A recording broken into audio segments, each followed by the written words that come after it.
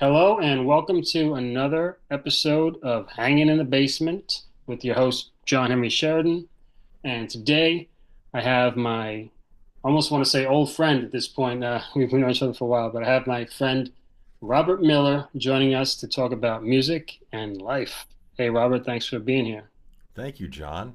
Uh, First time I've done a podcast, so kind of fun. Looking forward to it. Yes. Yeah, me too. Me too. So Robert and I have known each other for years, primarily through our common faith practice of Buddhism. And he's been Robert, you have been not a curiosity, I don't know if that's the right word, but like I've always felt there was more to you than what bits I've got to see here and there in public, and now I'm hoping to dive in and get the backstory, whatever you're willing to to share. Sure, absolutely. Be happy to share anything. I've got quite a story, and everyone does have quite a story, don't they? Um, you know, Yeah. um, If we're willing to give ourselves the permission to really, share it or like look into it ourselves, right? Because some yeah, people don't even think about looking into their own life story, I would think. So, Robert, where are you from originally, yeah. and So how did you get started with I, music? yeah, I grew up in suburban New Jersey, um, and so just to people understand, I was born in 1952, Hmm. and I'm the first of four children, and lived in a couple places, early, but mostly it was New Jersey, and very early on in my life, it was, I guess, when I was coming of age, it was really when the you know music started to really kind of explode. With the Beatles, the Stones, the British invasion, the West Coast, sound. Of course, we had Elvis and all of the great R&B and radio. Listening to 77 WABC and all of the pop music that was there. It just really hit my life. And so And sorry, did you say you were the youngest of four or the I was oldest? the eldest of four. Eldest of four. Yeah. Okay. So in the early 60s, about 63, 64, my parents moved to Mendham, New Jersey, and one of my friends there was a guy named Charlie Angel, and Charlie had a Farfisa organ, and it was like, wow. Now, prior to that, when I was, I actually took accordion lessons for a little while, so I have to say, Wow. but I never real. And then when I moved, to Mendham, I took some piano lessons, but I really never clicked. I had one, like a high school senior, who was teaching me how to play Broadway, songs and things like that, and I really liked it, because it was songs. But then she went off to college, and then I started working with another piano teacher who was kind of like, okay, play your arpeggios and do this, and and Hmm. I just really never got into it, to be honest with you. Um, but when I started to listen to the music that was there, and I saw Charlie, Angel playing at the Farfisa organ and listening to, I said, I want to do something like this. This would be fun. And I think, about mid 60s, I went to 48th Street, you know, Hmm. and there was Manny's Music, and Yeah, I Sam didn't even Ash was I there, don't yeah or Sam. Well, I worked for Sam Ashford. I'll get to that, but for about 5.5 years. But I went into 48th Street with my dad, and I bought a Ream combo organ.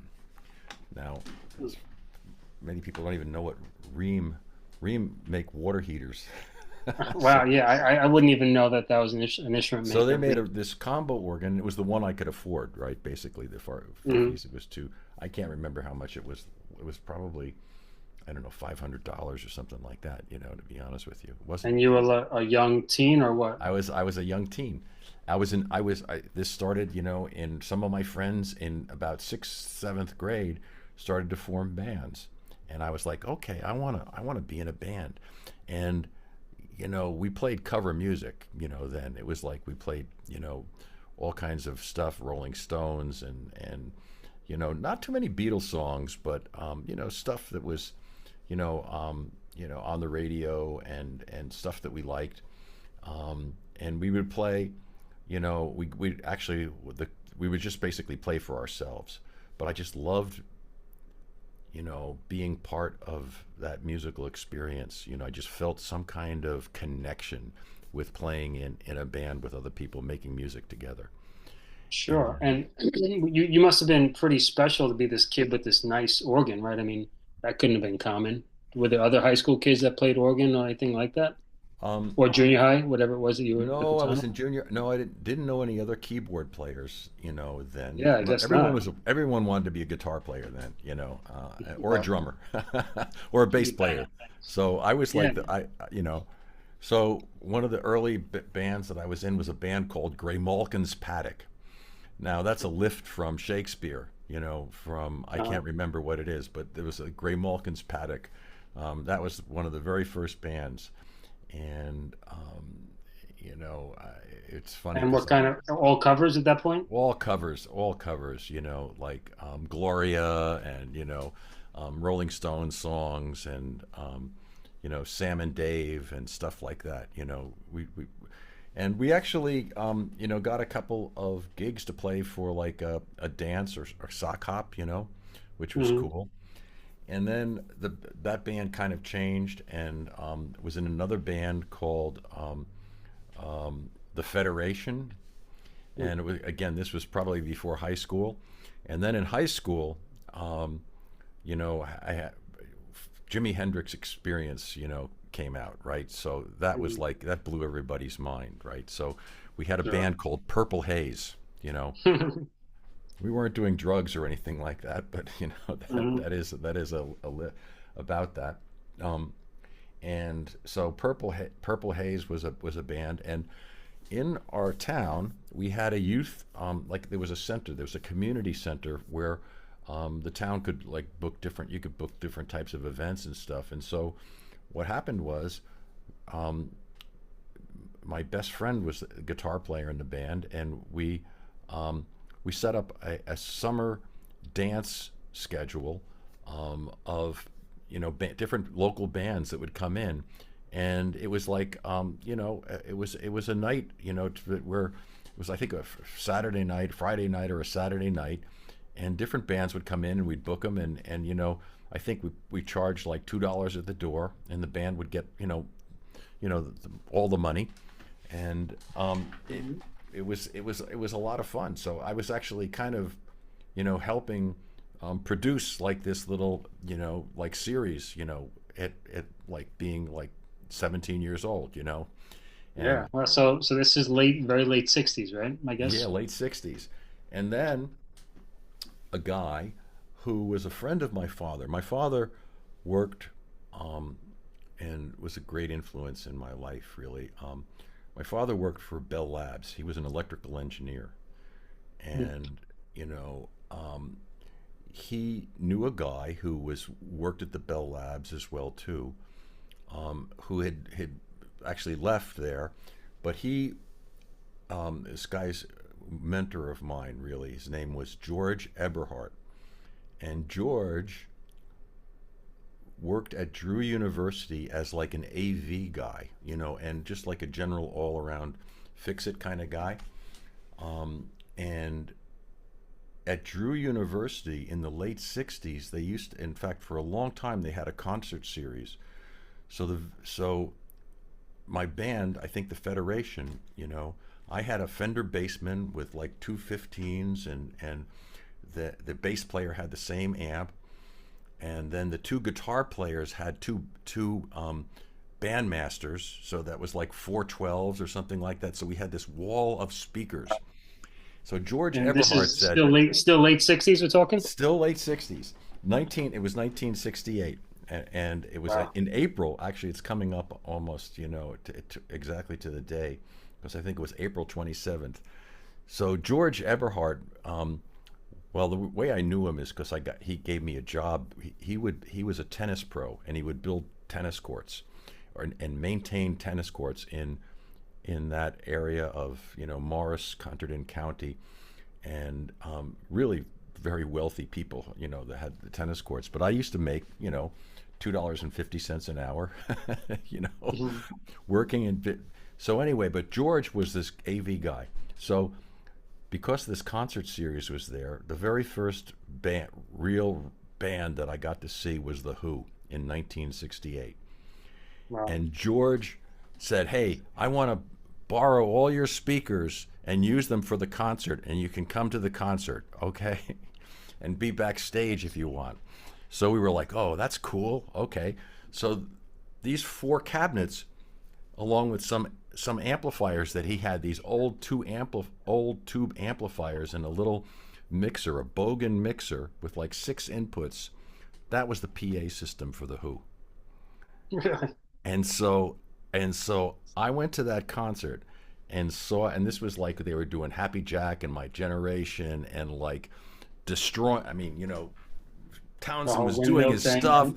Keith Moon like destroyed his drums, like, and Roger Daltrey had like a mic that was like duct taped onto the thing, so he would swing it around and throw it all the way out into the audience and bring it back. And I was like, this was, I mean, they were like kind of the proto punk band in a lot of ways. Sure. And Yeah. so that just like was like, holy mackerel, I want to do something with rock and roll. I want to do something with music. That was the moment. So I got a couple of questions here. Well, Yeah. first off, Mike Walters says, "Hey, Robert," on the Oh, Facebook he's like, Live a couple hey, minutes ago. Mike. Yeah, a couple minutes ago. And hey, Mike, thanks for watching. And so what venue was it where the Who It was the actually tr- used basically the your equipment? auditorium. It was the auditorium at Drew University. And if you go, actually, you can search Drew University concert series. You can go all the way back to the '60s and look. And so some of the bands that they borrowed. It was Chuck Berry. It was Blood, Sweat, and Tears. We got Hmm. to see Jethro Tull. The other one that really just like blew my mind was seeing the mother Frank Zappa and the Mother's Invention in 1969. Was like, Well, and it was really pretty funny because you know I don't know if there were plants in the audience, but someone would yell out. You know, Zappa used to have this like kind of rap that would go back and forth with the audience, and they I don't know if I can say it. It's not broadcast. Zappa yes. sucks, and he'd go, not in New Jersey, I don't. So it was at that point. Actually, I think the Mothers were actually were working as like they had a regular gig in one of the clubs in New York at that time. But the band was really, really good, and they blew my mind. The musicianship was like, just I've never seen anybody, like on that level. Um, Yeah, I heard they're quite they get a lot of respect from musicians. I know that. yeah, yeah. I never got into them, but I've listened a bit. So anyway, So the venue where you guys were playing, where you started this series, right? yeah, the This kind of Shack. It's bringing in called the bands, Shack in Mendham, New Jersey. the Shack. So Wow. yeah, but we only played maybe once. I couldn't, once or twice if we were lucky. Somebody canceled, our band would play. But I would, Hmm.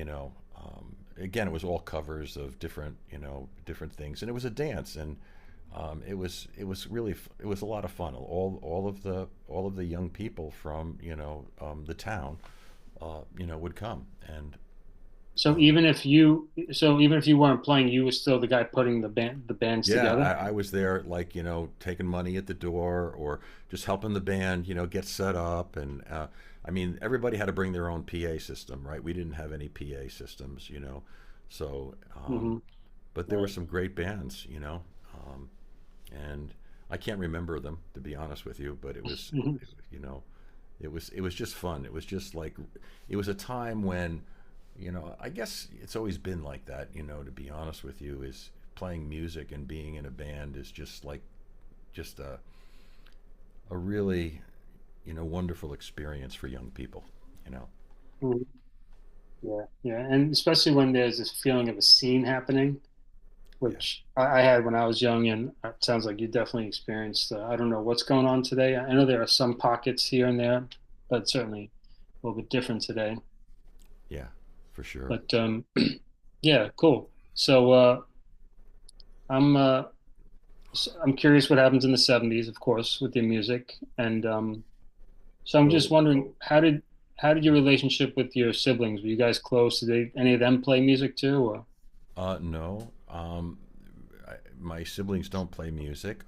There were so there's my I was the eldest, and I have a sister who's 2 years younger, and then a brother who's 2 years younger than, so three. And then when I was about, we have a youngest sister. I was about 13 years difference. So oh, I mhm, she's great. She still lives in New Jersey and has two daughters. I've got nieces and nephews. I've been married, twice. Now I've been happily married for really coming up on 35 years. To marry who you mhm. know. All right. But Wow. so I've got nieces and nephews, and we're all close, um, and we have a big kind of reunion that was always called the Miller Picnic coming up in the end of June, which is around my Mhm. birthday. But Oh, nice.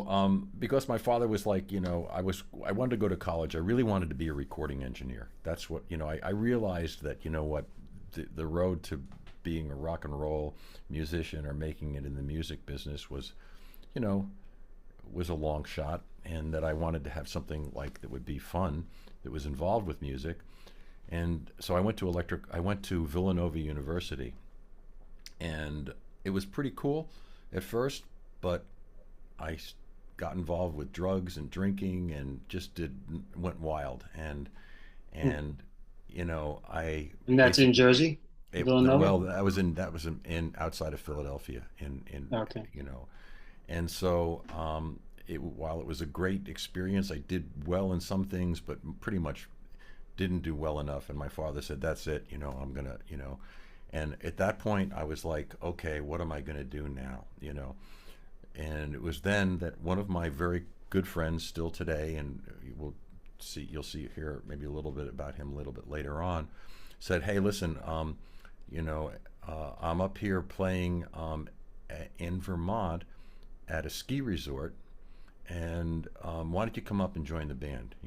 And not to play, but just come up and hang out, and you can do sound and stuff like that." And so I did. I left, pretty much left, got of school, you know, got a ride up to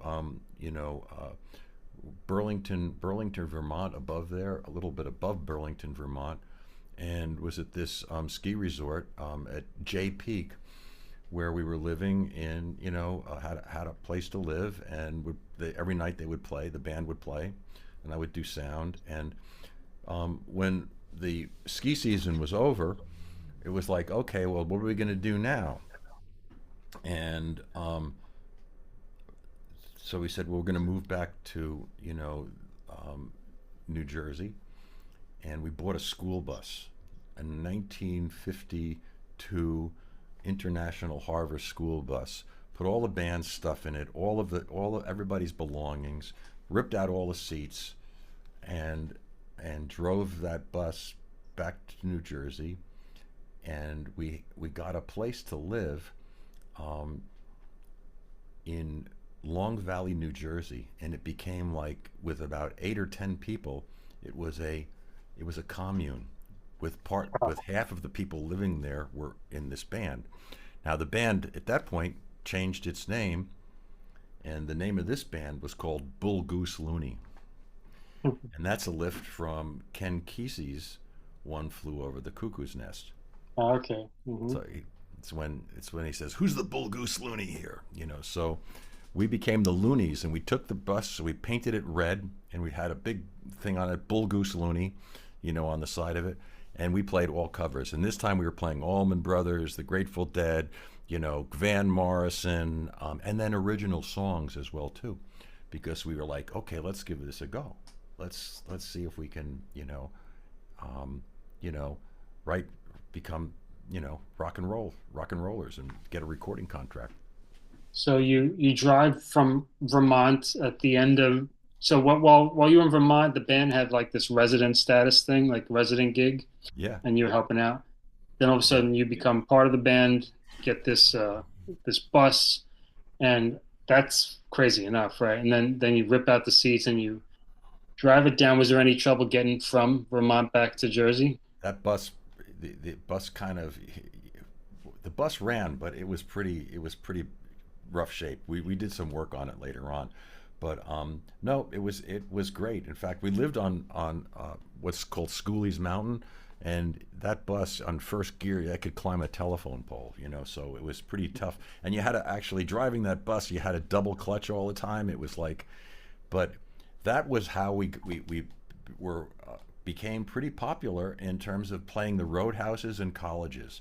So we would get gigs at like Princeton University, Cornell. We'd travel all up, you know, roadhouses all around New Jersey, Pennsylvania, biker biker events, you know, like that would be kind of pretty crazy, you know, So and you were playing some pretty raunchy music, or what? Like pretty. you guys It was rocked? it was like we played, you know, we played some of original tunes, but we played mainly covers of, like, you know, those the band. We did a lot of stuff from, you know, the band. We did the Grateful Dead. We did the Beach Boys. We did, you know, Leonard Skinner.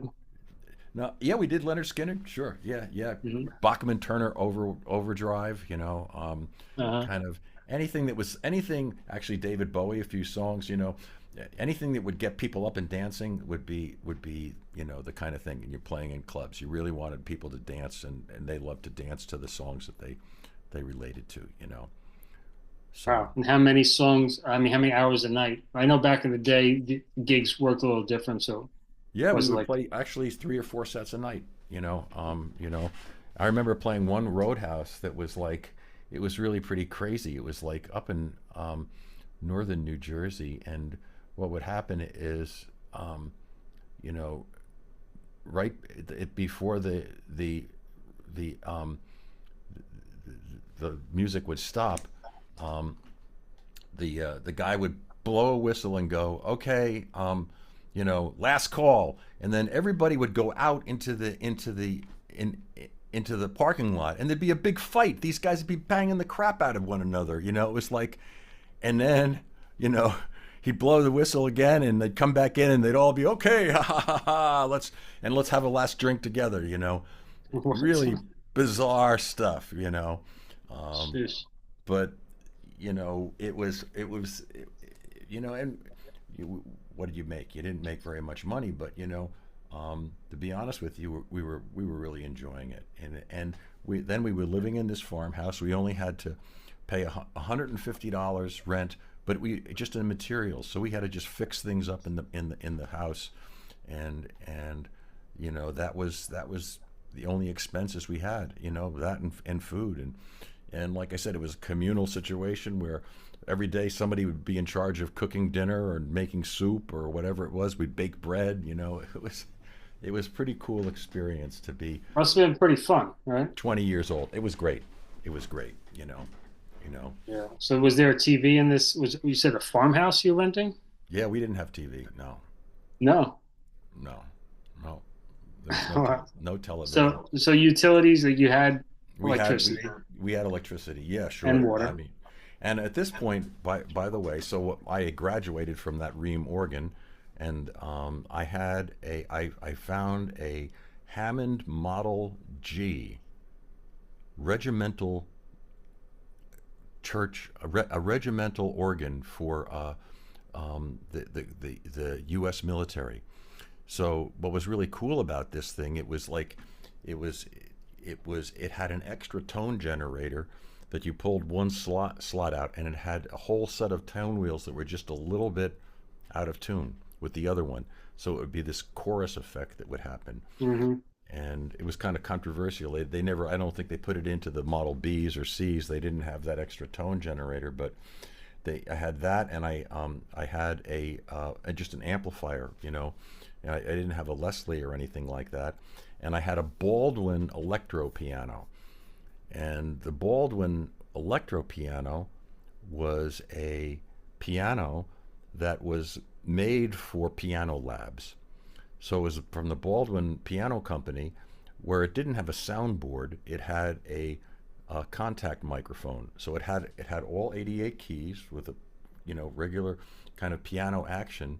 It was like a spinet, very low. In fact, it wasn't even didn't it was really just the same height as the key bed. You know, and then the hammers would hit those strings, and you'd have to tune it. And that was always like a little bit of a trip. But it sounded like a real piano. Like it wasn't in the early days.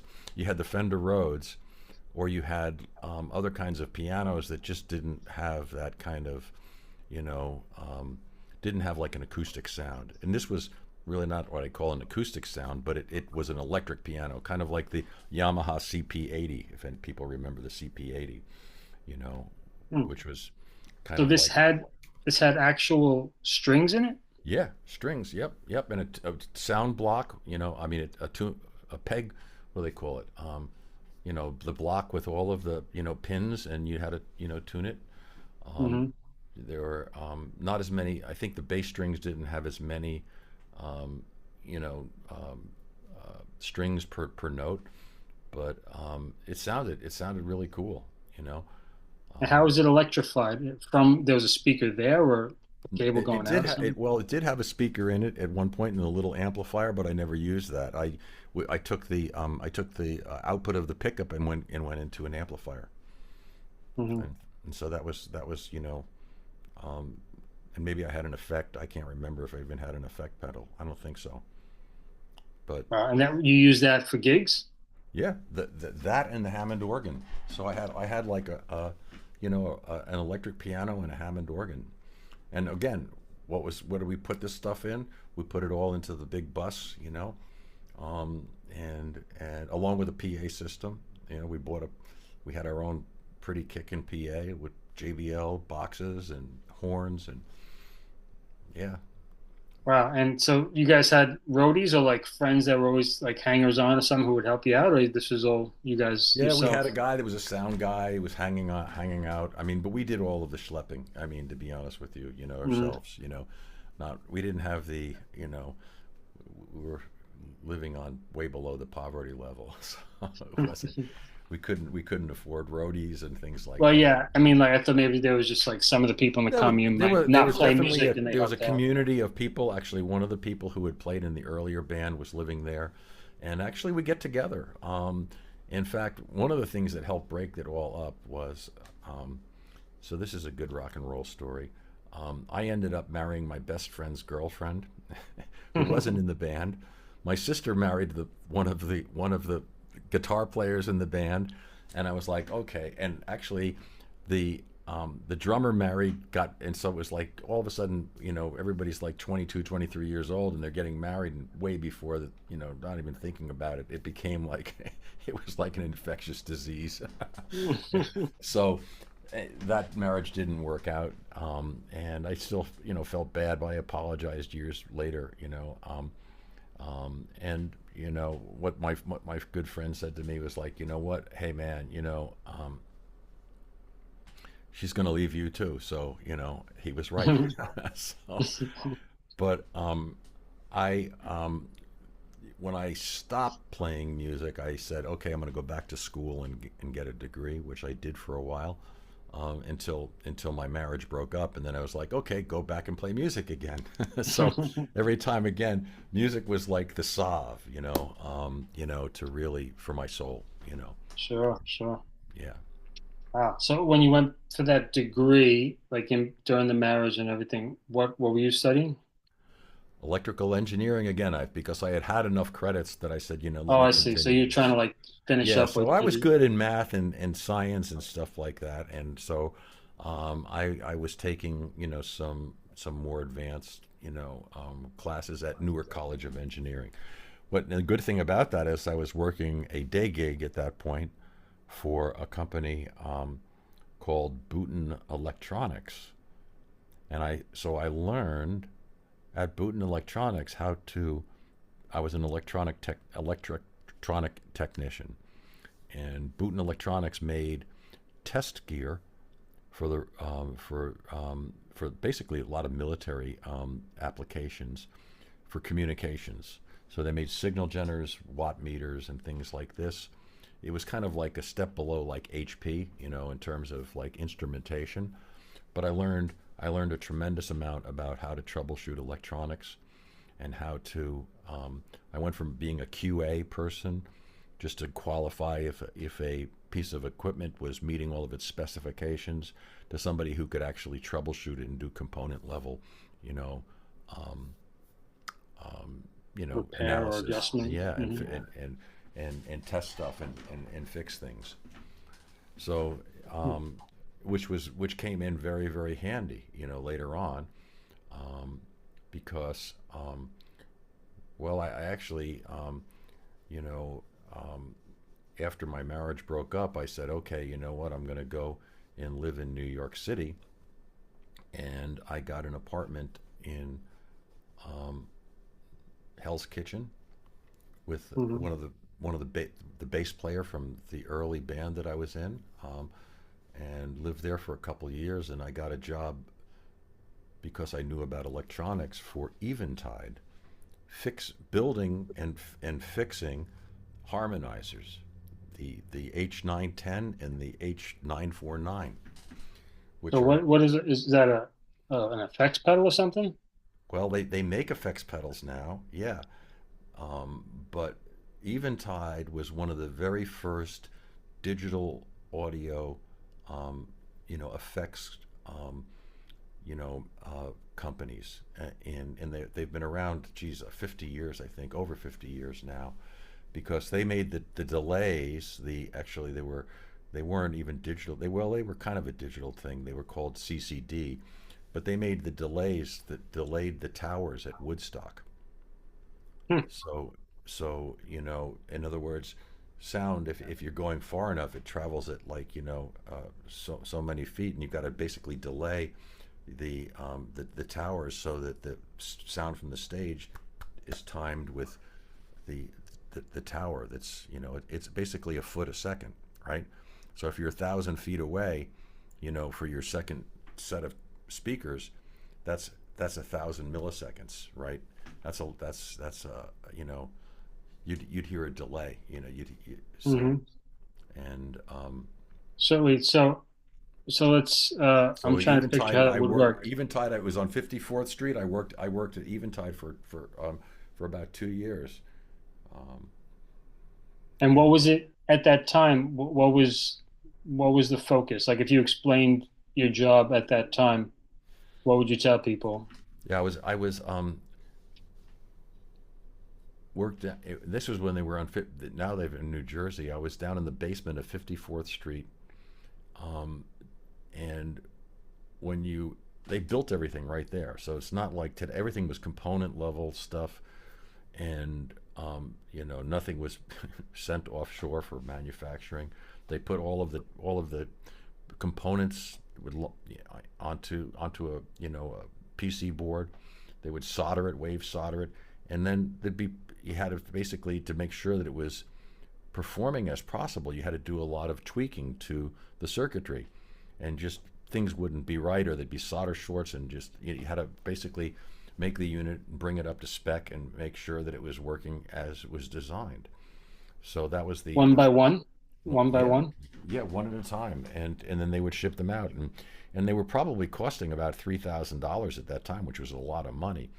But the 949 was one of the, well, the 910 was the first harmonizer, and what that would do is change pitch, right? So you could play, if you played a note, it would play the fourth, or you tune it up, to an octave, Hmm. um, so basically, you're taking all of your sound, you're digitizing it, you're putting it into RAM, and then reading it out of RAM at a higher rate. And So hold on, a couple questions here. So what years was this, and who would buy it? Like who could afford three every thousand dollars? that was every major recording studio, every big Yeah. famous, artists, would be using. They had a number of different products. One of them was called the instant flanger, the phaser, the omnipressor. All of these really, like, classic, digital and analog pieces of outboard gear were used in almost every studio, major studio in the world. Don't forget, this is the early, well, late '70s at this point, Hmm. and it was really like the heyday of recording before anything really happened with digital audio workstations. Right. Okay. So you said these pieces of gear would have a PC board, so like a computer board, in order Yeah, to. Wow. and a lot of very sophisticated electronics. This is Hmm. this is pre CPUs, right? There was no real CPU at this point. They had, I guess, video games had really pretty sophisticated bit slice, um, processors that would work really, really fast, and to give you the experience of like Pong or like Star Wars, Hmm. Space Invaders. Sorry, these are like the Yeah. early, very, very, used in graphics for video games, and that's what they used for the chips. And there was A to D converters, but they were like 12-bit. They were not up to like what today's standards are. So I got to learn a lot about the internal aspects through my experience of being an electronic technician, and that came into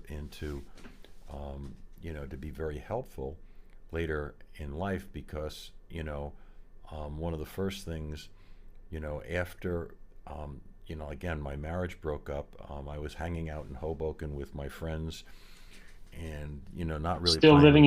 Still living in New Still, York City, or still what? living in New York City. Um, Okay. Actually, well, wait. You know what? I'm sorry. It was even before It was right when my marriage broke up. I was still living in New Jersey. I had a brand new Volkswagen Rabbit, and one night coming back from Hoboken, where the band was, I totaled it.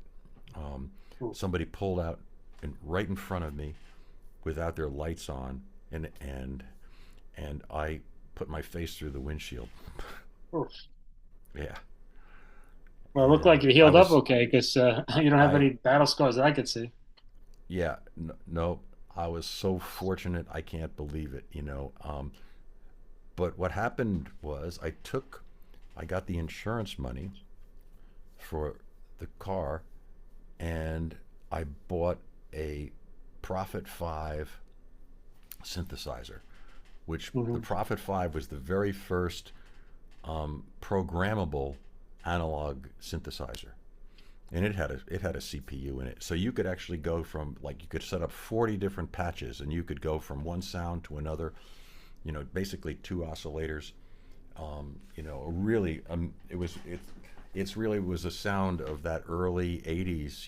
Very, very, a lot of bands used a lot of. In fact, I mean, sequential circuits. Dave Smith was the guy who was responsible in a lot of ways for the whole MIDI initiative.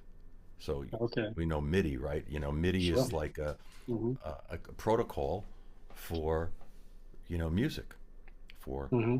note what note is it? What's the duration? How loud is it? All of this. So before there was even sequencers, MIDI was able to control one keyboard could control another keyboard.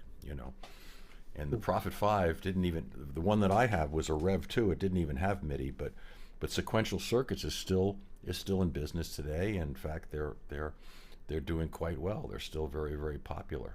You know, Hmm. and that synthesizer, I've now had it. I thought it was gone forever, but I found it recently. Oh, Well, nice. actually about a year and a half ago. It had been in, well, to another part of the story of the studio that I helped found in Hoboken, New Jersey. Hmm. When I went back and played in the band, um, which became the band that was in the '80s, was called Cries. But the um, the thing about um, that synthesizer was I stopped using it after a certain while because it didn't hold tune particularly well. but I found it, and I've had it now. It's been in the shop, and the guy's trying to bring it back to life. And I'm hoping he's getting pretty close. So I'm hoping to Hmm. resurrect my beloved Prophet Five Rev 2. That's interesting. So, in brief, could you describe to me what's the difference between a keyboard and a synthesizer? Yeah. So well, a synthesizer is a keyboard. I mean, a keyboard means Like that what I you've would got think of, like a typical Yamaha or Casio. What's the right. difference? I mean, synthesizers. Most there are modules that are synthesizers, right? So that just that you control via MIDI. But I think they're all keyboards. Anything from a Fender Rhodes, a clavinet, a DX7. I mean, a Casio, Roland. All of these companies make amazing, amazing instruments. And Hmm. you know, Oberheim. Sequential circuits. Um, there's just a tremendous amount, and most of those synthesizers today that were classic vintage, analog synthesizers have now all been modeled and are all plugins that run on DAWs. You know. Hmm. That's fun. But I was just surprised you said the synthesizer didn't hold tune. So what does that mean? Like I can't imagine my keyboard is going to go out of tune, Yeah. you So know? analog circuitry, you have an oscillator, and what'll happen is, although they, were designed properly to, at a certain temperature, keep that that there, but you've got lights on you and you're in a hot club and things like that, that temperature can kind of vary inside of the instrument. And Hmm. there was actually a button on the Prophet Five that you'd have to hit maybe a couple times a set, and it would be tuned. And what that would do is it would just take all of, a reference of A440, and because these oscillators are voltage controlled oscillators, it would basically tune the whole keyboard. It would be perfect, in perfectly tuned after you hit it until the temperature changed and things got out of hand again. But there's certain so today all of the tuning that's done is done with like digital oscillators that are locked to a very very stable tuning source. Hmm. and Okay. and so but in the So early that's like an old days, that's an old days type of thing, right? Because of analog equipment. old days analog equipment would be drifting and sounding different, and you had to maintain it, and you had to Hmm. really um, um, you know do a lot of things. I mean, let alone just the whole recording studio aspect of it. So the band in the early 80s, was a band. It was actually I reunited with all my buddies from the old days, and they were playing in the streets in Manhattan, you know, basically passing the hat, and it was like Busking. Hmm. busking, Yeah. busking. And I joined. Now I was working at Eventide, right? So I didn't really need to go out on the street, and I but I now I had this new synthesizer, and so they said, hey, listen, come play with the band. So we had I can show you a picture of that band if you wanted to see. Sure. Were any of these the same guys from the bus days? Yeah, so the guitar player certainly was, and so that was my good friend Rob Grenoble, who I've known now for geez way over 40 years, um, and Yeah, sure. And any pictures you'd like to share for yeah, our viewing I'll audience, please go ahead. yeah. So I'm going to share. So this is a website that I'm working on that kind of is like really going to be the history of everything. And here's the Excellent. band. Okay, there's the band Hmm. Cries, and here we are. There's my Prophet Five, and this is the band. It's Terry, who unfortunately has passed away, Jimmy McMillan, Lyle Gressett, who is a great singer, Rob Grenoble, my friend, and actually James and Rob and I basically founded Water Music Recorders, right? So if we take a look here, this is the band. This was actually kind of really a we had a like like a fashion photographer. We all had makeup on. Yeah, very, So and that's Cries, you on the bottom right, right? that's me on the bottom right, and Hmm. Rob and Lyle, and so this band was was really really good, and Rob and Lyle were kind of a an item, and so this was Hmm. like another like Fleetwood Mac kind of rock and roll, you know, uh, Storm kind of, right? Storm. Oh, Yes. yeah. So we founded this Water Music Recorders, and at first it was really just it was just a recording studio, right? I mean, excuse me, a rehearsal studio. So other bands would come in. So we were in Hoboken, New Jersey, and then it became we had then a 4 track, and then it became an 8 track, and then someone lent us a 16 track and 24 track, and over the period of the 80s, I'm going to stop the share. It became a scene in Hoboken, New Jersey. It became a hub of the independent music scene. And so all of Hmm. my electronic background, and I mean, this was perfect because I was able to put together and wire and build stuff and you know fix stuff, and which like I said, you needed maintenance on all this gear, you know. So Wow. So would that became your job at some point? well, I did. Yeah, it Like you was. shifted from being in the basement in that New York ever forget the name uh, the sound company. So You I left left Eventide. Eventide, Okay, sorry, yeah. after I left Eventide and working in the basement after about almost 2 years, and I said, okay, I'm going to go do music full time again, and was in the band, and we started working with a producer who was really great. He passed away as well too. A guy named Peter Fish, um, who was just a very brilliant keyboard player and producer, and we went up to a studio in I think Rhode Island, and we recorded our first really professional um, demos, and some of Hmm. those are actually on this website. And then we then the idea was like, okay, let's build our own studio. So Cries was a really hot band in New York. In fact, we played um, CBGB's probably 20 times, Hmm. and other Nice. other clubs in New York. And Hilly Crystal, RAP, was Hmm. the proprietor, and Yep. a great impresario of New York music, punk a lot of bands, television, you know, um, you know, Of course, Blondie. What was Blondie. the Yeah, Cars? Did the Cars play there? Cars were from Boston area. I don't know if they. I think Okay. they may have played there, but certainly a lot of great bands. Ramones was big in The CBs, right? Ramones. Oh, for sure. They rose to fame pretty quickly.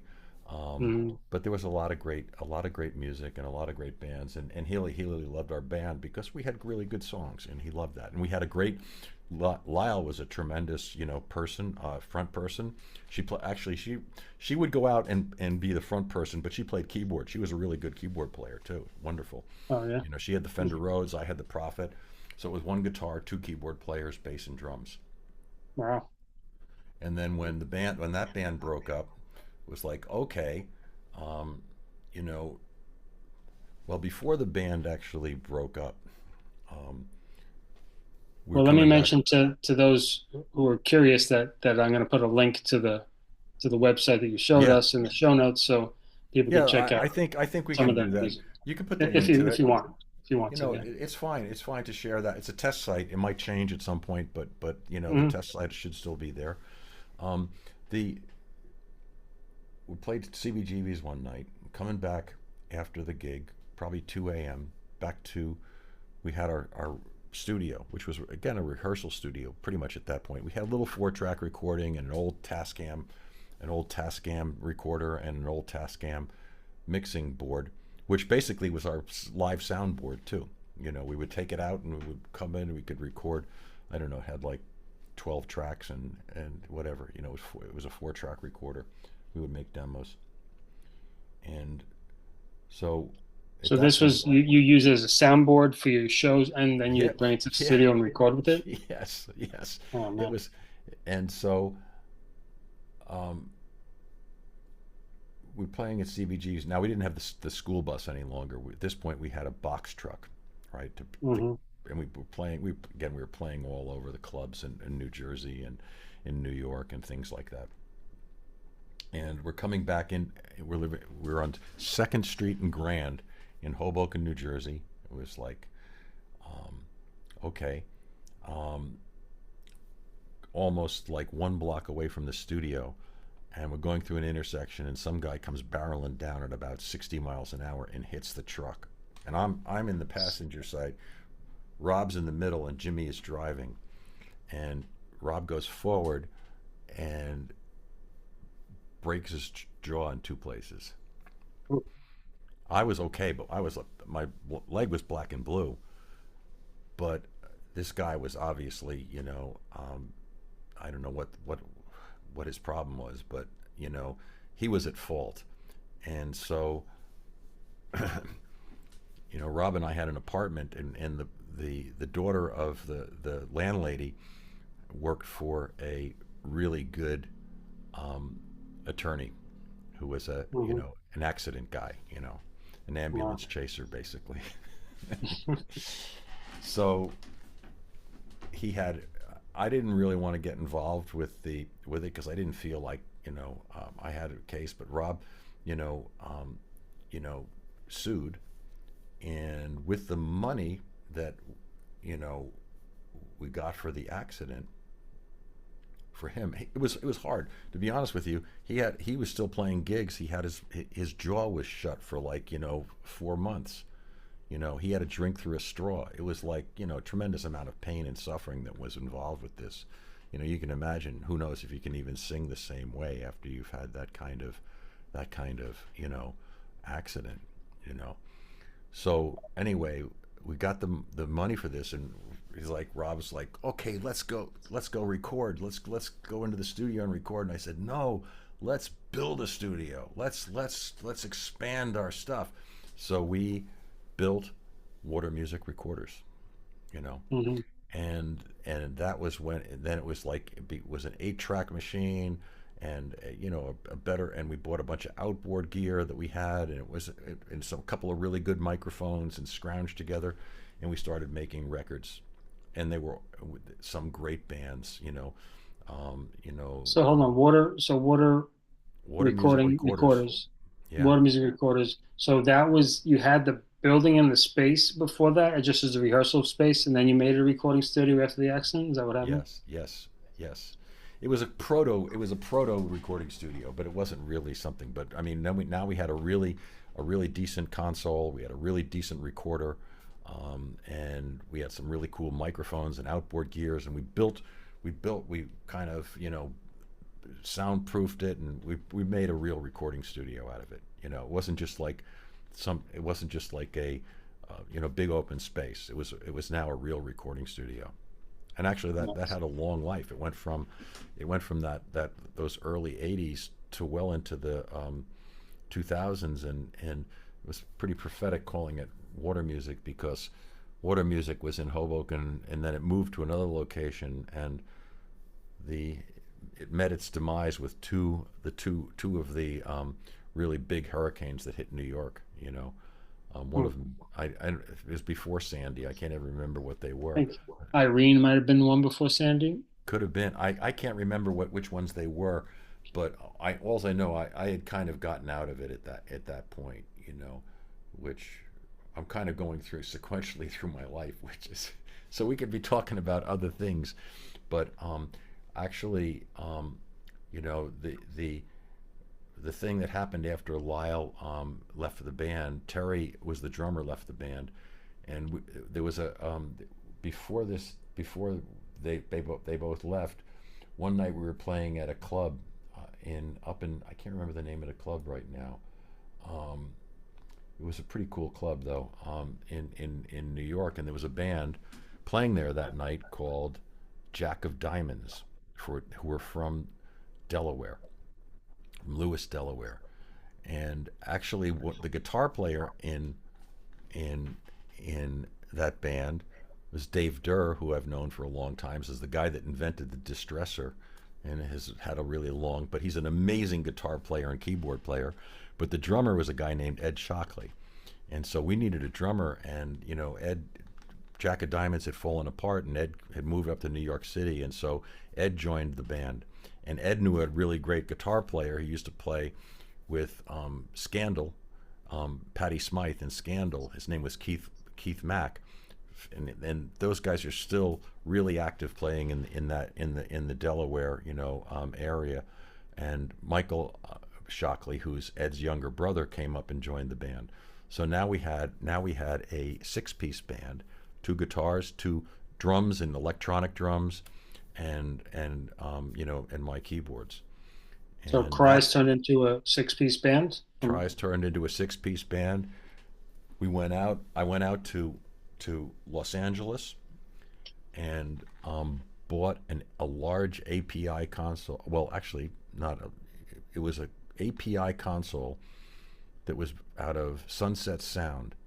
It was in Studio B, and it was made for Val Garay in 1970, very famous producer in Los Mhm. Angeles. And that was a real rock and roll, analog console, and that became like, we'd made a lot of records on that console, and a lot of demos. A lot of the demos that you'll hear, on the website were all made on that API console. So And you went to LA. You yep, somehow found I, this bu- I console, and yeah, how the no, I heck you saw. get it back? I found that it was for sale. I flew out to L.A. I had my friend, go and check it out. Who is a really good, technician, a console guy. He said it's great, and we brought it back and installed it, and then that became so we had, a MCI 16 channel 2-inch tape recorder and an API console, and it was like, wow. We and some of the And you band. drove back with that? No, we had it shipped. Oh, okay. We had to pay for it to be shipped via Mhm. a carrier. Okay. Yeah. No, it was too. I mean, that you couldn't even fit this thing into. I mean, no, we paid. We paid to have it brought back. You know, Wow. but I that's where I really learned a tremendous amount, not only from just doing it, but there were tremendous people that came through, who I would learn from in terms of, you know, how to mic things, how to record stuff, and it was a professional recording studio, you know, and Mhm. um, and it was a tremendous experience, you know. Um, Can you say that was your job proper for a couple of years? yeah, all through the 80s. I mean, pretty much Like with that was your my main wife job? was. I mean, put it this way, I was still living below the poverty level. Mhm. you Yeah. know, I mean, we didn't have a salary. We basically paid everybody's rent. And so in Hoboken in those days, when I first moved to Hoboken, it was $125 a month. Three guys split it, you know, with a Mhm. railroad flat. And then Mhm. then Rob and I got our own apartment, a two-bedroom apartment. Two-bedroom apartment when we first started there was $300 a month. Mhm. So, and then you could get, you could eat rice and beans from the guy in the corner, and it would be, you know, $2, So it, Mhm. but we were happy. I mean, so I didn't have, you know, any, you know, real wealth, but I had the wealth of doing what we love to do, you know, Mhm. which Yeah. was great, you know. Um, Really cool. Really cool. Like this, you sounds like you spent so much time doing fun stuff, doing stuff that was meaningful to your soul as well, as stimulating to your mind like I said, and playing in creating a band, value artistically as well. exactly, creating and so living a creative life, is I think is such a blessing, to be able to have that kind of life. And it could be that you're doing art, or it could be doing that you're doing music, or it could be that you're doing, dance. I've known some dancers, It's amazing. But you can be creative in any field, any kind of endeavor. I mean, there's that's the beauty of human beings have this ability to create and to think and to synthesize and to do things. And I think it's really phenomenal, to be honest with you. And that was just the vehicle, being in a rock and roll band. And it also teaches you a lot about human dynamics, because things don't always go well, and there's always egos that are involved, right? You know, Yep. I mean, you've had that band experience, right? Sure. You know, Yeah. and so, but the music is always like, of course, it's not always. In fact, one of the things that I found out about this, in doing this project was really kind of revealing is that um, while Cries, made all these demos, we got signed to BMG Records, you know, to, Hmm. to make an album, and BMG then bought RCA in the United States, and so the record has an RCA label on it, but it was BMG. The president of the guy that was the head of BMG International is the guy that signed our band, Hmm. Wow. and that brings me into a little bit about at this point in my life is when I first really encountered chanting and Buddhism, you know, Hmm. and I was in a place in my life that was I wasn't absolutely happy with what was happening with the music and the band at that point. I loved working in the studio. I loved working with music and other people, but I just there were some aspects about the fact that I was getting into being, in the, my mid 30s, and I was like, okay, where's my life going, kind of thing, and Hmm. um, so I was struggling with a whole bunch of different internal things, at that point. And when I was dating a young woman who basically, was chanting, and she invited me to a meeting, and I joined, and I didn't really even know why I joined, to be honest with you. But Hmm. something about when I first began chanting, I started to really feel a different, you know, joy coming from within, a different sense of strength and mission, and Hmm. all of the philosophical, aspects of Buddhism made a lot of sense. It was cause and effect, right?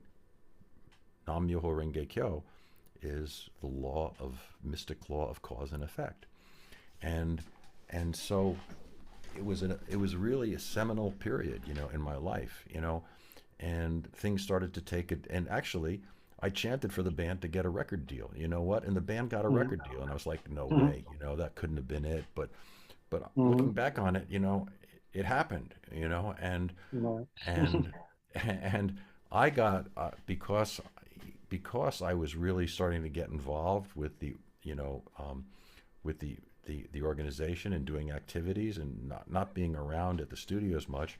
I kind of got kicked out of the studio. I was still in the band, but I was kicked out of the studio. Wow. So they're saying like, hey man, you're not Yeah, around yeah, enough when that's we right. need you. You can't work here anymore. So what did I do? I needed to really take care of myself. And one of the things was like I was tired of just not really making any money. Just I wanted to be able to have my own place, do my own things, and things like that. I went and I got a job at Sam Ash Music Hmm. on Oh, so that's when 48th that Street. happened. So So that's when this I is went to what, four. like This is 89, night. late 80s or Yep, what? Yeah. 1988. I Yeah. was kicked out. I was practicing Buddhism. I got my own apartment in the West Village, West 10th and West 4th. I I was able to chant freely. I was able to have people come over. I was able to work. I used to go in for the band to buy gear, at Sam Ash Music, and it was like I thought I would never want to work there. It would be like horrible, like working on the street, doing a retail sales position. Hmm. But one of the things I really learned is that if you're going to do something, you put 100% into it. And at those days, we used to go to our center, and I would chant for an hour every morning, and I would just come out with a sense of so much power in my life that I just went and I just treated everybody as like I'm going to help you, whatever you need. I just I really wanted to help them, find whatever they were looking for. And this was in the recording arts area, right? So Yeah. this is at the point when DAT machines were starting to be there, and all kinds of like everybody was recording. Everybody, that whole revolution. MIDI was already out. People were building their own studios. It was, and so I worked on 48th Street for about 4 or 5 months, and then they had a professional division that I went to go work in the professional division and worked there as the director of digital audio, at Sam Ash Professional, for about 4 years, So where for would that professional location be? that was on 723 7th Avenue, and it was actually I'm trying to remember what floor it was, but it was a studio that was there. Jerry Ragavoy, I don't know if you know who Jerry Ragavoy was, one of the great songwriters in the '60s, in New York, and he used to come in all the time. But Hmm. Sam Ash had taken that over, and it had become a professional audio, and basically this is when DigiDesign was just first coming along. And I don't know if you can see the sign up there; it's backwards. Uh-huh. It's Okay. the Yeah. old I see. DigiDesign sign.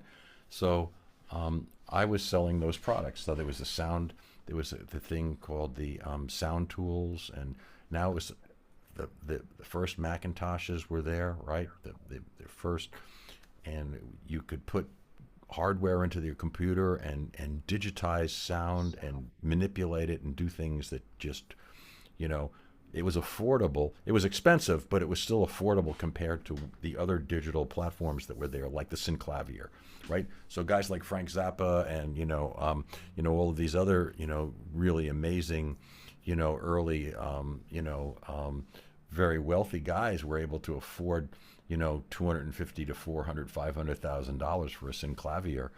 Now you could Wow. do it for like $2,500. You could basically digitize stuff, and so Sound Tools was early, and then it became Pro Tools, Oh, and really? so what happened was at a certain point I was just so unhappy with working at Sam Ash, and I wanted to really move forward.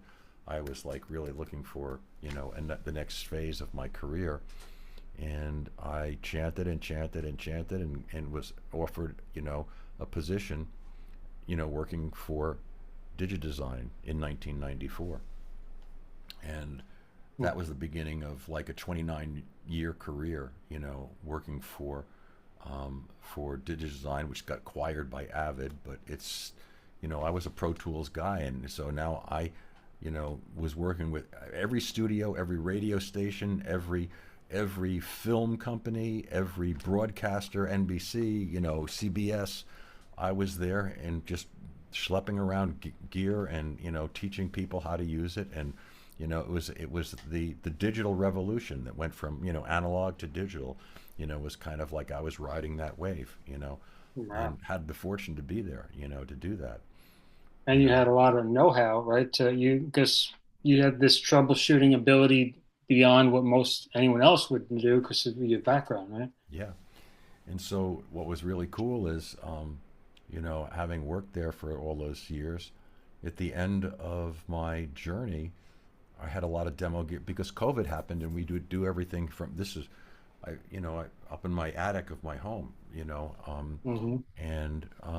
I was able to keep all of this stuff. There's an Avid S6, and over Oh, there yeah. just a tremendous amount of outboard gear, and I've got a 7.1.4 Atmos, studio here that I'm still working with other artists and keeping, Mhm. keeping mixing and creating and having fun, to be honest with you. Yeah, very cool space, which I've had the Yeah. pleasure to visit and experience, and cool I'd love to vibes, have man. Kai come by at some point and see it. You know, it'd be Yeah, great. yeah. My son Kai would definitely love to hang out. I half expected him to come and say hi on the podcast, and he says, "Yeah, Robert Miller is the kind of guy I want to hang out with in person, not so much a Zoom guy. I want to hang out with him in person." Oh, that's great. I like you know, he's great. You know, so I maybe we'll see him again soon, sometime soon. So, Yeah. but the you know, I guess the some of the things that are consistent, you know, in my life is just really trying to respect each person, you know, and you know, when I was in high school, there were a lot of bullies, you know, Hmm. and even before I was in high school, and I mean, most of the people who were bullies were people who were really suffering. Honestly, they had Yeah. issues, you know, and but I didn't like to see people, you know, being bullied, you know. And not that I was a tough guy who would challenge them. I got bullied myself, you know, but I had empathy for them, you know, people who were and some of them were, you know, people who maybe just had little issues, you know, they were on the spectrum or things like that, and those are the kind of guys that bullies like to pick on, you know. Yeah. But Hmm. it's the respect, and so I feel like, you know, this is when I found, you know, this teaching of did respect and dignity of life for all people. I found like this is something I really want to, you know, be a part of, you know, Hmm. and and and helping other people, you know, challenge their own karma, right? And so, yeah, I've been practicing Buddhism now 38 years, you know, Hmm. and Wow. and really feel like, you know, it's something that's kept me alive. I've been able to challenge deep problems, you know. Like I said, I flunked out due to drugs and alcohol, and drugs were part of my life. You know, I kind of stopped that pretty soon after I, you know, began chanting. But alcohol was something that I was always doing. I became something that I was dependent upon. You know, and to a point where I was out of control. You know, and I've shared this experience. And Hmm. it wasn't if it wasn't really, to be honest with you, for my practice and my wife who really, you know, helped and supported me, and the guidance that I received from, seniors in faith, you know, to really that, you know, you can't do it alone. You have to, anybody that's suffering with that, with an addiction, that they really have a tough time beating, you know, Hmm. you need to basically work on it, and you need to basically make a decision, and you need to basically have support structures that are there. So I went through therapy. You know, I went through Smart Recovery, which is a really wonderful program. I mean, I went to AA. I just never really clicked with it, but you know, the Smart Recovery meetings were great. And you know, I've been now, completely, 100% sober and happy, for over 5 years, Wow. and it took a long time. It took a long time, but and it was like it was not. And I started this really more like 12 or 13 years ago, but it's not easy, and sometimes you go for a long time and you have a relapse, but no matter what happens, if anybody that's struggling with issues, and addiction can be a lot of different things, right? It doesn't Sure. have to Yeah. be it doesn't have to it's not necessarily alcohol. It could be drugs, it could be sex, it could be food. Gambling. It could be Yeah. food. It could be gambling. It could be a lot of different things. It's really whatever brings the circuits in your brain to kind of light them up. And it's Hmm. really not. It's not the addiction. It's really there to deal with something else that's happening on a deeper level. But from Buddhism perspective, it doesn't matter. I accepted this. This is my karma. this is who I am, you know, Hmm. and the question is can you change it? And the answer is yes. You know, any karma can be changed, but you have to work Hmm. at it and you have to really, be determined to see it and to be determined to work at it. And that's what I did. And honestly, I feel so much better. I'm way healthier. I don't think I may not have even be alive today if I had continued down my path. I certainly wouldn't have certainly still wouldn't be married. I know that, you know. Um, Sure. and there are too many wonderful things in life that I'm looking forward to at the end of this. I was really fortunate. My parents, had great long life. I don't have kids that like they did. So I know that Hmm. kids and grandkids help them sustain their lives as well too. You know, Sure. but I have brothers, I have sisters, I have nephews and nieces, and I have grandnephews and grandnieces. So Hmm. and honestly, uh, I really want to pass this along on to young people now too. As well. You know, No, so very, very rich life, and that you have such a positive attitude and youthful attitude. You said your birth year, so we could do the math, and you're in your yeah, I'll be early 73 years mids. old. I'm going to be Yeah. 73 years old in June, and so I don't know how much longer I have, but I know that one thing is I've developed enough fortune in my life where I don't have to worry about, I'm retired now. I don't have to worry about, paying the rent or, we own our home, we're able to travel, I have, a retirement fund that I've been able to build up that like we can live very comfortably on, and I Hmm. have a tremendous amount of appreciation, for this. And I think one of the aspects too, um, we're going to be I want to share this. One of the things that we're going to do is we're going to Brooklyn College, we're going to do a little table so I can introduce some people who might be interested. Hmm. So is it okay if I share one thing here Yeah, on that? sure. Hmm. um, It's an open, free-flowing conversation. yeah. So let me see. Oh, where is this? Okay, here it is.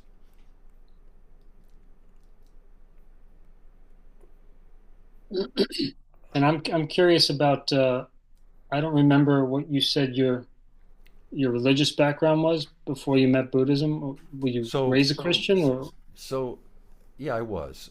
So my mother was Catholic. Hmm. Probably like you too, right? Yeah, my dad was Catholic. Yeah.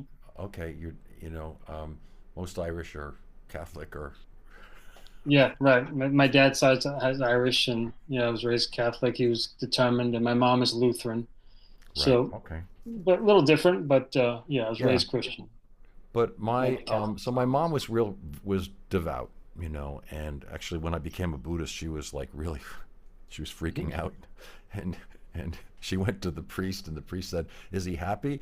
And she said, "Yeah." She said, "Don't worry about it," and the priest said, "Don't worry Cool about it." priest. Cool But priest. my father was kind of like agnostic.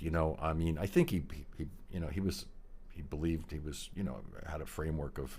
I think he probably was a Methodist or something like that. Growing up, or Lutheran. I'm not sure, whatever. But he really wasn't a church goer. So Hmm. I would go to Sunday school, and then my father would take me out bowling. Hmm. After Sunday school. So it was like, and he did prevent. My mother wanted to send us to Catholic school, and I never went to Catholic school, so I went to public school. So Okay. Hmm. I don't know. Who knows if it would have been any different, but. Um, I know in those days they used to rap you on the knuckles with the Yeah, ruler. yeah. So I heard it was a little rougher, stricter, maybe yeah, back then. I mean, they probably still got some good educations and stuff, but the point is, at about 9 years old, I knew it wasn't really this wasn't for me, and so I was searching, and I was reading all kinds of literature, to be honest with you, and learning about. And so when I went to college, because I put Catholic on my, the application, I had to take world religion. I had to take a religious studies course. So that was when I first like heard about, some of the other, religions, world religions, and Buddhism was kind of interesting to me, but I didn't meet it till later on in my life. So Hmm. but Buddhism and Hinduism and just having ethics and things like that, these type of courses were really good. They were, things that really got to, the core of who we are as human beings, right? Hmm. So but I'm going to share this because this is really something that we're going to use to kind of introduce people. So again, I practice, with the Soka Gakkai, which is the value creation, and that's how I know you, John. Um, Hmm. but one of how this Buddhism came to America is through the guy, really my mentor, and who passed away little over a year and a half ago, um, and Daisaku Ikeda. So this is really like kind of these aspects that in quotes from him that we're going to put under a little pop-up tent, and we're going to, people want to come by and want to find out about it, we can have dialogue. But the environment, he says, a person who respects others is respected by others in return. Our environment is essentially a reflection of our lives, and this is really one of the concepts of Buddhism, that the oneness of life in the environment. So if we think that, the environment is basically weighing down on us, but really that's something that's in our life, to be honest with you. So when we change something in our life, we're able to actually change the environment. And so if enough people are really doing this, we're going to be able to really change it. So peace, is not simply the absence of war. It's a state of where people come together in mutual trust and live with joy and energy and hope. So, we call him Ikeda Sensei. He said that, politicians can't create peace. It's not going to be done by governments. It's going to be done by enough people saying, okay, I respect you. I don't care if you're black, if you're yellow, if you're white, if you're red, what your sexual, orientation is, whatever it is. We're all human beings. And Buddhism says that every life in the universe has this potential to become enlightened, to bring forth the Buddha nature and live a beautiful, happy, value creating life.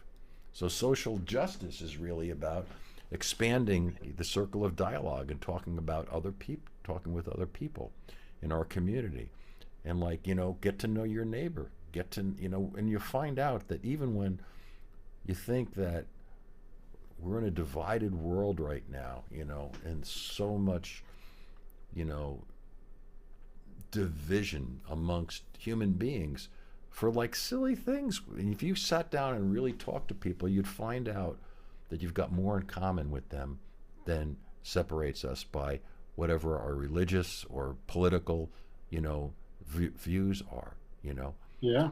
Oh, yeah. And then, individual happiness. So happiness is not, something that basically is there from external, you know, circumstances. You know, it does not lie in Hmm. outward appearances or vanity. It's a matter of what we feel inside and the deep resonance within our lives. So this this framework of, Buddhist wisdom and the courage to really talk about it is, I think, a great way of life. For me. And I know I've enjoyed lots of conversations with you, and I know that you have, a very, very rich spiritual, life as well. And I think this is an important thing for, all people. And all people don't have to think about being Buddhist, but they have to, as long as we're really respecting, you know, other people and seeing them as valuable human beings. That doesn't mean we respect anyone who's doing, breaking laws, or or causing harm to, people. Doesn't their actions, you know, are not necessarily worthy of respect.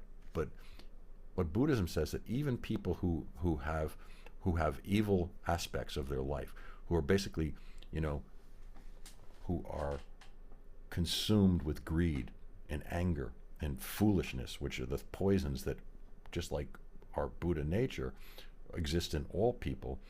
People who are like really consumed with those, that fundamental, you know, um, you know, problems of what we call Yeah. fundamental ignorance, right?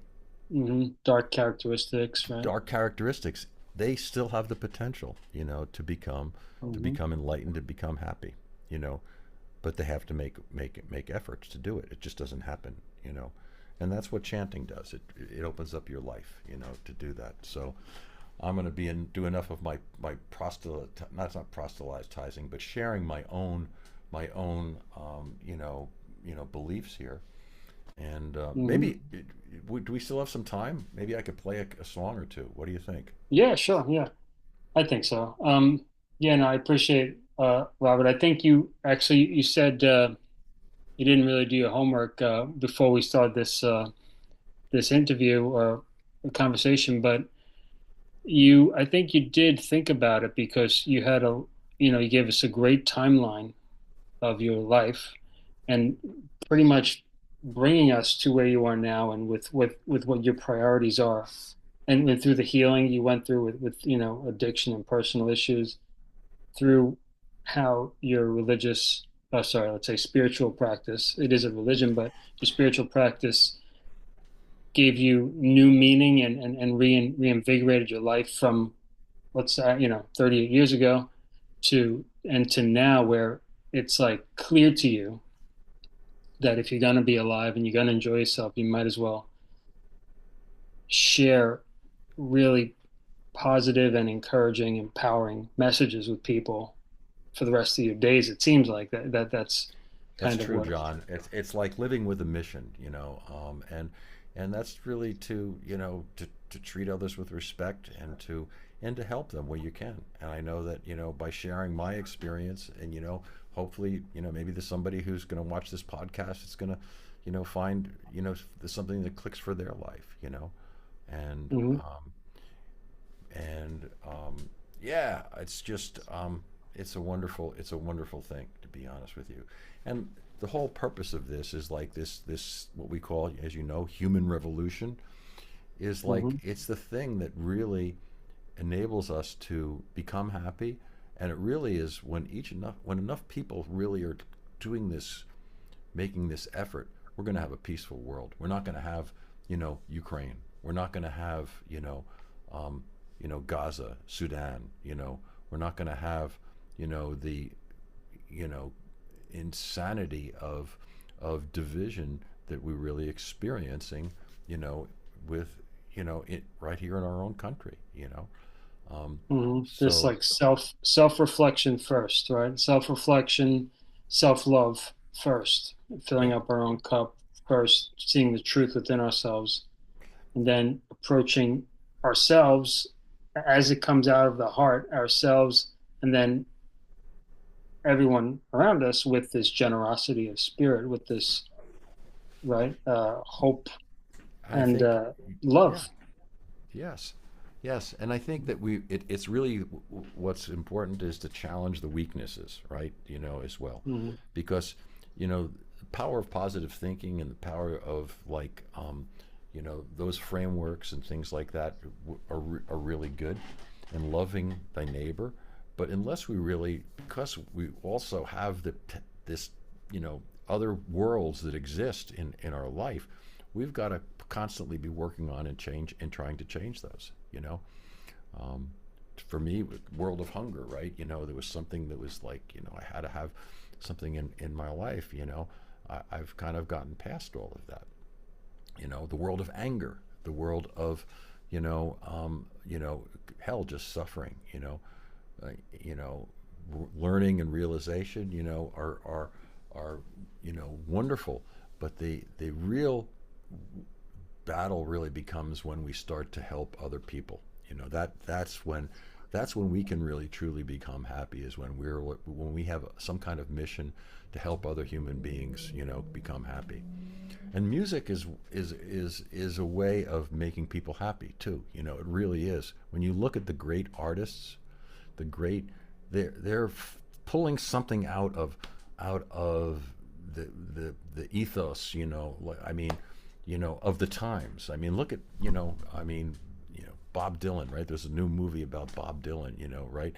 Maybe not the greatest, you know, human being, but he was able to touch so many lives and was able to kind of be there at a time when, you know, when people really needed to hear, you know, the the and I don't know if he even knew where those songs came from. In fact, he said, "I don't even know where they've come from." In some of his Hmm. interviews, I don't know if I could even write a song like that anymore, right? But it's coming from this very very deep place, and artists and musicians and songwriters in particular, have an ability to really touch people's hearts in a big way, and Because it's transcending language. Language can offer barriers, and limitations, and when music somehow transcends that, even though we use words in music, it's somehow different because it's the realm of poetry. So we there's room for interpretation, and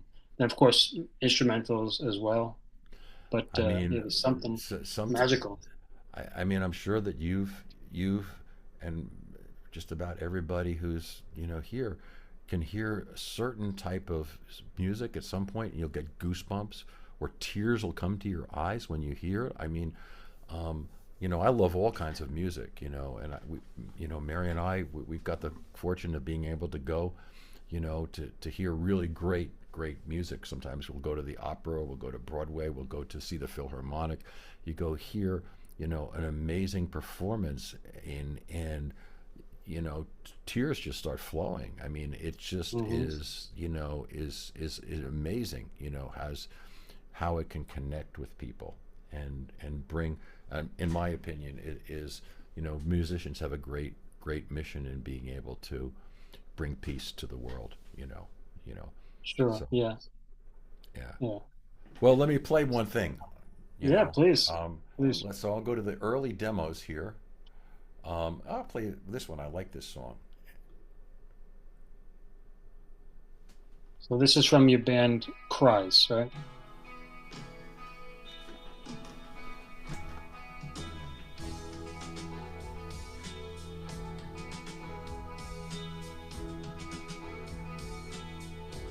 So what's the title? You look so down, you seem so hurt. Hey, it won't be the last time you lose your shirt. I have an angel lends me a chance or two. I'll lend her to you. She'll give you a garnet to keep you warm. Killing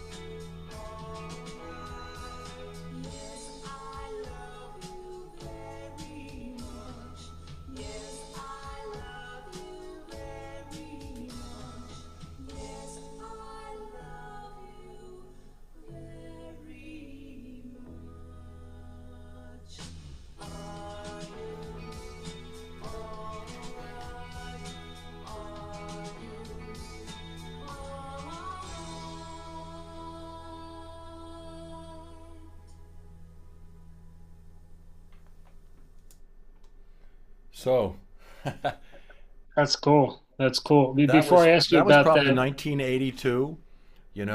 With Lyle, and Rob wrote that, and Lyle, who I think was also, part of writing the lyrics on that, and you know, um, this what was, what's the title of that song? it's called "Are You All Right?"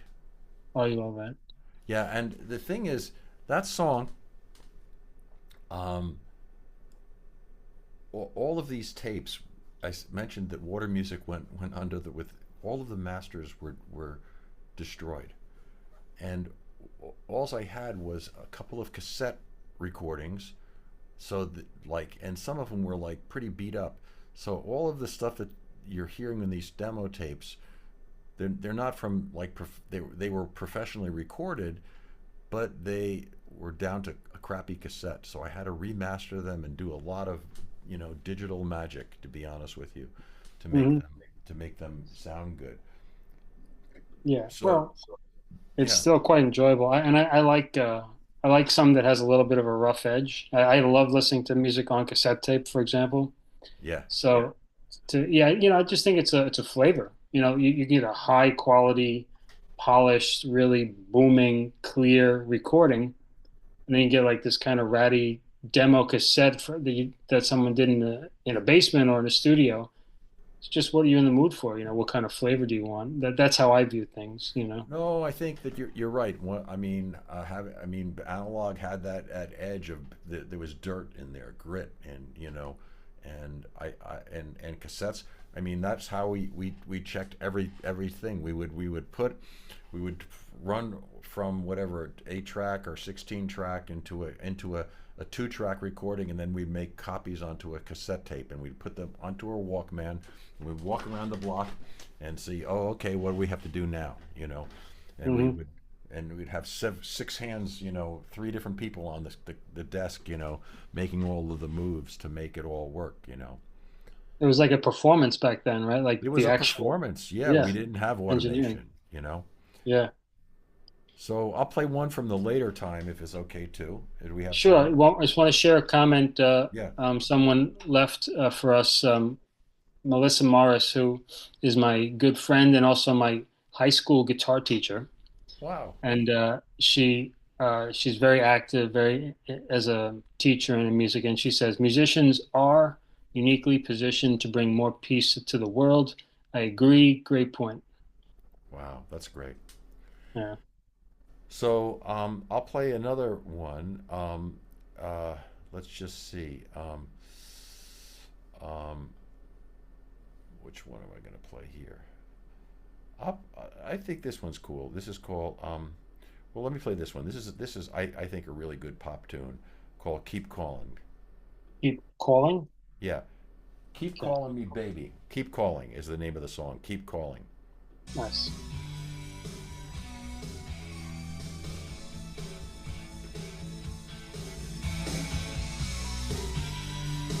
Yeah. Yeah. I really want to be yours. I want to be in your life. There's a place in your bed, like a place in your heart. It's mine tonight. I want to be close to you, pull you into my arms, tease you with lies, wrap you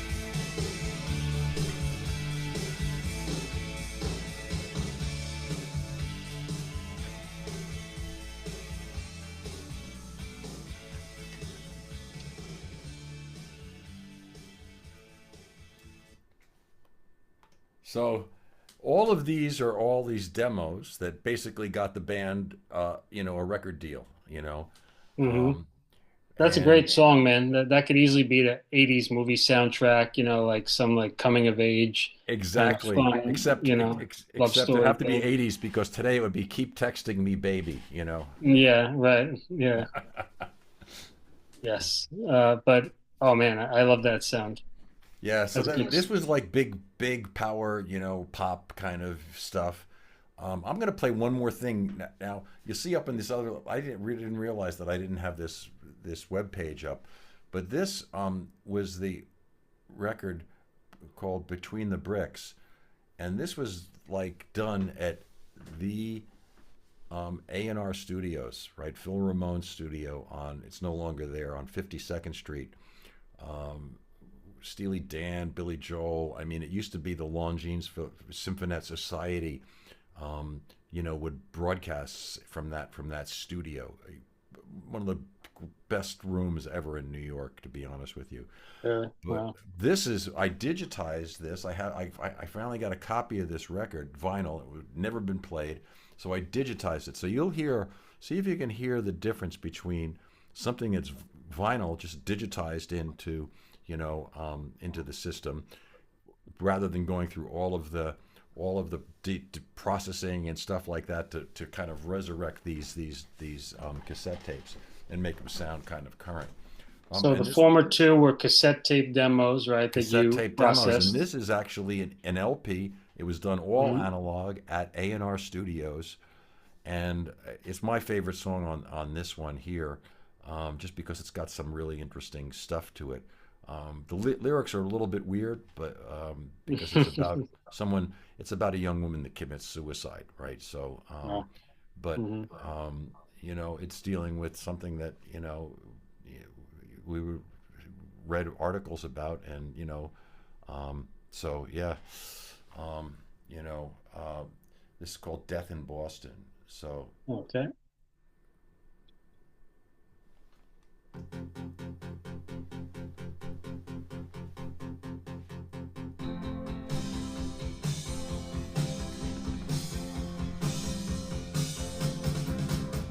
Heidi had to leave town.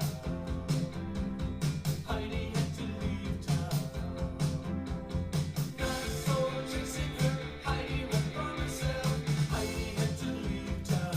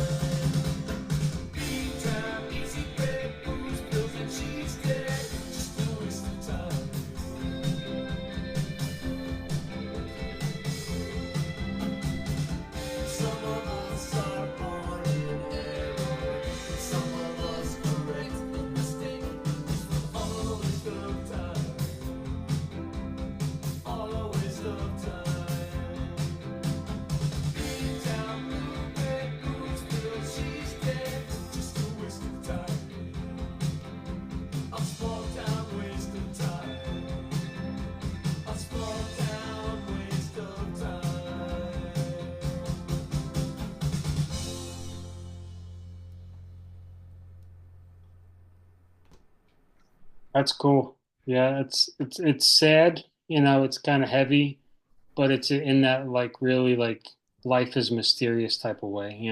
It is, and it was about an article about someone, a young woman that had committed suicide, and so it was dealing with, but looking back on it from a Buddhist perspective, I just don't think anybody's born in error, you know, and Hmm. so obviously it's a great amount of suffering that exists in someone who would take their own life, and that should really um, never be a my opinion. There's far too many people today, that are taking young people that are taking their life because they don't have any sense of hope or direction, for their life, or they've suffered something, so traumatic, that it they can't deal with it, and the pain is so great, and this is not, this could be young men, people who've experienced war and seen the horrors. I mean, we have a huge problem, with Hmm. those who've come back from seeing what that true true nature of war can really be. Especially, and not even just dealing with people who are combatants. I mean, horrors. So PTSD, right? Yeah. And Hmm. but the point is that, so I just don't, I think musically it's great and everything like that, and I think it's a great subject, to have it, but I just, that one part really bothers me, because I don't think anybody's born in error. I think everybody's born Oh, I know. because of a tremendous, they, it's very rare to be born as a human being. That's what Nichiren Daishonin said, right? Very, very Hmm. rare, you know. And Yeah. I think that we have to live our lives as um, to the fullest extent, right? So, Hmm. Yeah. It's an aspect of this, maybe all of human life, but certainly our modern society, taking one's own life is a thing that happens. it So does. it's got to be a way for us to talk about it. So music True. is one of those ways. Yeah. Yeah. Yeah. Yeah. Absolutely. Well, I don't know. We're coming up on 2 hours, right? Yeah. Yeah. I guess it's good to wrap up. We could always do part two one day. I would Um, love. Yeah. No. You know what? It's been really a wonderful. John, thank you very, very much for inviting me. I didn't know what to expect, but kind of you helped me kind of unravel the onion a little bit. And you know, um, I think that um, you know I'm hoping that let me know if there. I'll go and check it out. I guess it'll be on Facebook, right? So I can yeah. send So what I'll people. do, this will be on Facebook, the live stream, and then I kind of polish it up a little bit, and then I put it on YouTube with the description. Then I'll send you a follow-up email with the links so you have reference to it. Okay. It's kind of fun to listen back and just to hear, just the flow of the conversation. And I'm really appreciate you being here and opening up fully, as much as one could ask for. You told your life story, and I'm sure there's many, many more stories in there packed Oh in, but yeah. we got, We could but go. we got We a could good, go a for another good. 3 hours or 4 hours. I'm sure, I'm You sure know. we got a good taste of what kind of very colorful and musically rich and bit of a roller coaster, but incredible life you've led and Thank you. blessed on many Yeah. levels. Yeah. If I could tell, but also you had to recognize that you were blessed, and you create a lot of that fortune from your faith and your attitude. Yeah. Yeah. Uh, and yeah. So thank you so much, Robert. I'm gonna, like I said, package this up, and I'll send you a link. And everybody who's been listening, whether live or on replay anytime in the future, thank you so much. Please check out Cries at the link below, and listen to those tunes at your leisure, because that's some good stuff, man. It really is. Yeah. I. I. I. it's really interesting when you go back and you start, looking at, stuff that you kind of were a part of and created, like, 30, 40 years ago, and you realize, what, this was really good, because you don't always have the, you know you move on from certain aspects of your life, you know Hmm. but it's been fun, and it's been fun just doing this tonight, so thank you once again, John. Yeah, Really great. man. Yeah. My pleasure, Robert. And I'll talk to you soon. And Yes. have a great night. Yes, let's make some music together. Yeah. Yes, I'm sure Kai's open to it, but I'm open to it as well. I could be part Yeah, of we'll that come and jam. We'll do another as jam well. session. Yeah, more jamming. I've jammed with Robert before, and it's fun, and there'll be more of those in the Okay. future. Thank All you, right, Robert. John. Have a great night. Okay, bye bye. Thank you so much.